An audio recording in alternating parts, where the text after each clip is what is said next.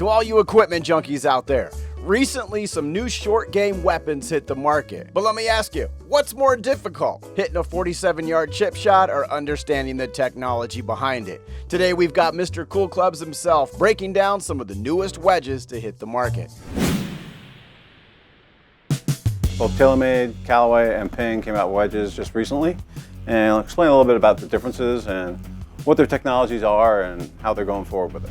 There's the Taylormade MG2 mill grind, the Callaway MD5, which is Mack Daddy 5, and the Ping Glide 3.0. So in general, what the companies are trying to do is maximize spin, and they all have different technologies trying to do the same thing. First wedge I want to talk to you about is the new Taylormade MG2, which is their mill grind version. What they're doing with technology is put a polyurethane insert in here, which does a couple things. It absorbs shock a little bit, but it also separates the weights a bit, so it makes it a little more forgiving and it makes it feel better, essentially. The other thing Taylormade's done on these is really small grooves. There's grooves within grooves. So they're trying to get the max amount of spin. The other thing they've done is this whole center section of the club, no coating on it at all. So it'll rust, but the rest of it won't. So understand, rust is not a bad thing.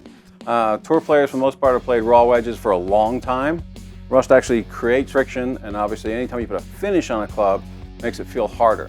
So to not have the finish just on the face alone is not a new concept, but it's a pretty cool idea. In other words, the thing will sit in your bag and look pretty, but you'll still get all the benefits of no finish on the face. This would be good for, tour players up to probably 20 handicaps if they got a decent short game.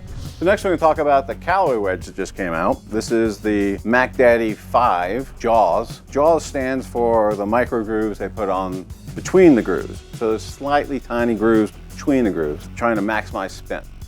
The other thing they've done here is obviously they've milled part of this out in the center.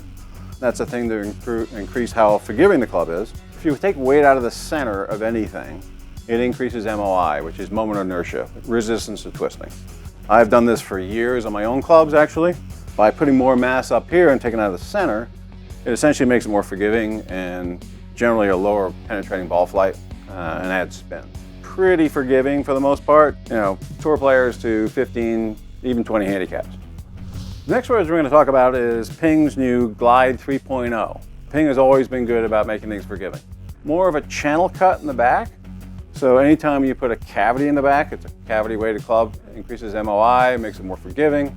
They've done a good job there. There's obviously a weight that goes in the bottom of the thing that they can adjust head weights and swing weights really well. Ping's story on grooves is a little different. There's some slight milling on this. They also have some slight micro grooves, although not straight like some of the other ones. They've also done research on basically the finishes that go on wedges and how much the water wicks away from them to try and increase spin. Super forgiving golf club, probably a great wedge for somebody even to a 30 handicap with any kind of short game.